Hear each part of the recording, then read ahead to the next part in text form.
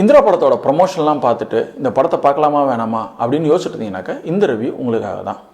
இந்த படத்தோட கதை அப்படின்னு பார்த்தோன்னாக்கா, ஒரு போலீஸ் ஆஃபீஸர் ட்ரங்க் அண்ட் டிரைவில் மாட்டி சஸ்பெண்ட் ஆகிருக்கிறாரு. இந்த நேரத்தில் அவர் அதிகமாக குடிக்கிறாரு. ஒரு நாள் குடிச்சு அவர் கண்ணு தெரியாமல் போயிடுது. கொஞ்ச நாள்லேயே அவரோட ஒய்ஃப் அவரோட அப்பார்ட்மெண்ட்லேயே கொலை செய்யப்படுறாங்க. இவரால் கண்டுபிடிக்க முடிஞ்சதா இல்லையா அப்படின்றத இந்த படத்தோட கதை.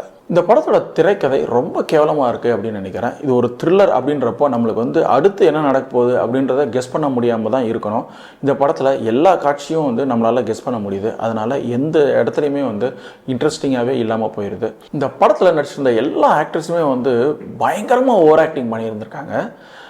எவ்வளோ தூரம் ஓவர் ஆக்டிங் பண்ணியிருந்திருக்காங்க அப்படின்னா, 1940s நடித்த ஹீரோஸ்க்கு டஃப்பாக கொடுக்குற அளவுக்கு இவங்க ஓவர் ஆக்டிங் பண்ணியிருந்திருக்காங்க. முடியவே இல்லை நம்மளால் படம் பார்க்குறதுக்கு. அது மட்டும் இல்லாமல் இந்த படத்தில் கேரக்டர்ஸ் எல்லாம் டிசைன் பண்ண விதம் லாஜிக்கலாகவே இல்லை, முன்னுக்கு பின் முரணாகவே இருக்குது. அதனால் எந்த ஒரு கேரக்டருமே நம்ப தகுந்த கேரக்டராகவே இல்லாமல் போயிடுச்சு. ஸோ ஓவராலாக இந்த படம் தேட்டரில் பார்க்குற அளவுக்கு ஒரு ஒர்த்தான படமே இல்லை.